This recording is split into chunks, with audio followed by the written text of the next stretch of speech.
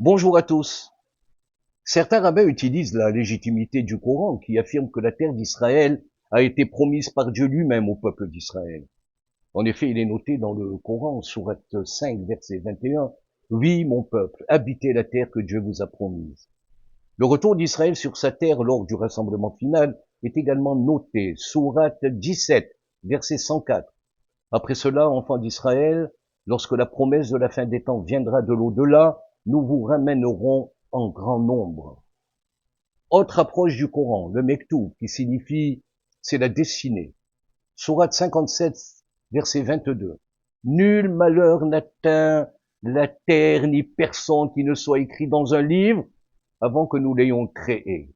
Cette sourate trouve son écho dans le Talmud, traité Choulin 7b.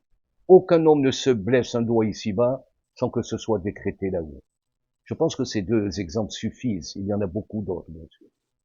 Je salue la démarche de ces rabbins en espérant qu'elle ne s'arrête pas à ces deux sourates, car ce serait une manière très sélective, faisant choix de certains textes et pas d'autres, ce qui s'interpréterait d'un manque d'honnêteté, d'un manque de bonne foi et naturellement d'un manque de croyance en Dieu, capable d'écrire les événements avant qu'ils ne se produisent.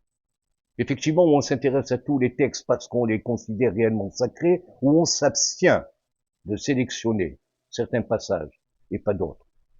Pourquoi je dis cela?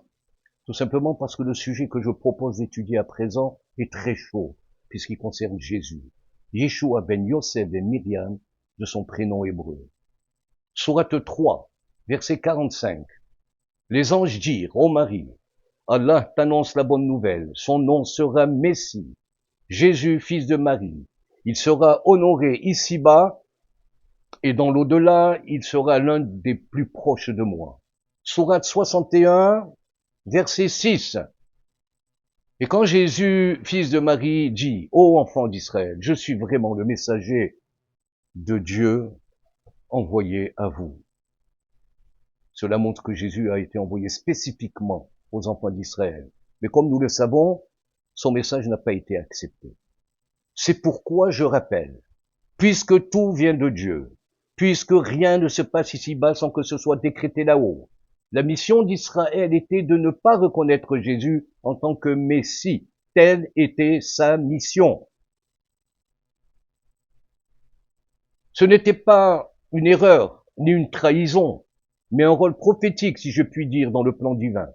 Telle était la mission d'Israël dans cet épisode de l'histoire.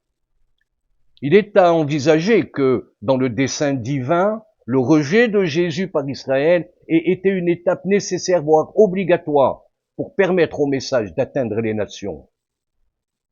Il me tient à cœur, c'est vrai, de faire ressortir que les textes qui permettent d'envisager un vrai dialogue et une vraie discussion, sans tabou, en comprenant et en acceptant que tout est programmé à l'avance. Aucun peuple ne se trouverait lésé, ni humilié, bien au contraire, puisque chacun participerait, avec son écrit saint, à constituer le puzzle divin.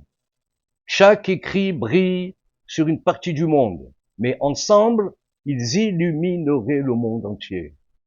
Pourquoi et comment? Tout simplement parce que le lien, le fameux lien avec un grand L, qui unit tous ces écrits, ainsi que toutes les autres approches religieuses, et je fais allusion également aux 7 lois des nations, ce fameux lien n'est autre que la Torah.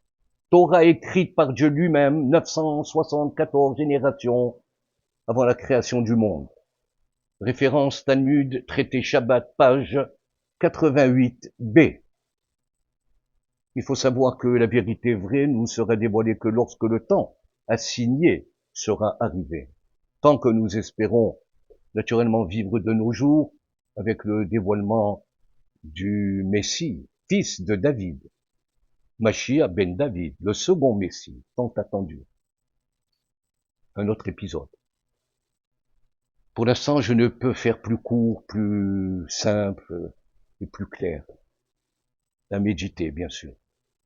Soyez bénis.